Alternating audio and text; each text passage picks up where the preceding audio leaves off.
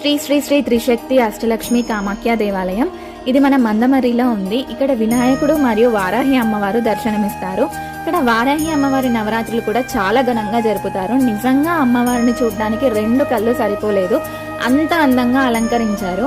ఇక్కడ యోనితో కూడిన రాతి దిమ్మను కామాఖ్యాదేవిగా పూజిస్తారనమాట.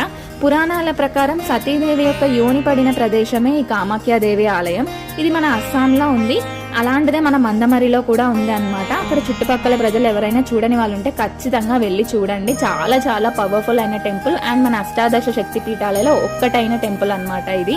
ఇక్కడ పూజలు కూడా ఆడవారు మాత్రమే నిర్వహిస్తారు. అసలు ఈ ఒక్క ఆలయంలోనే పూజలు ఆడవారు మాత్రమే ఎందుకు నిర్వహిస్తారు, అసలు ఈ స్థల పురాణం ఏంటి అనేది నేను నెక్స్ట్ వీడియోలో చెప్తాను. అంతవరకు మీరు నా ఛానల్ని లైక్ చేయండి, కమెంట్ చేయండి, షేర్ చేయండి అండ్ సబ్స్క్రైబ్ చేసుకోవడం మాత్రం అస్సలు మర్చిపోకండి. ఈ లొకేషన్ డీటెయిల్స్ నేను నా డిస్క్రిప్షన్లో మెన్షన్ చేస్తాను. Bye bye.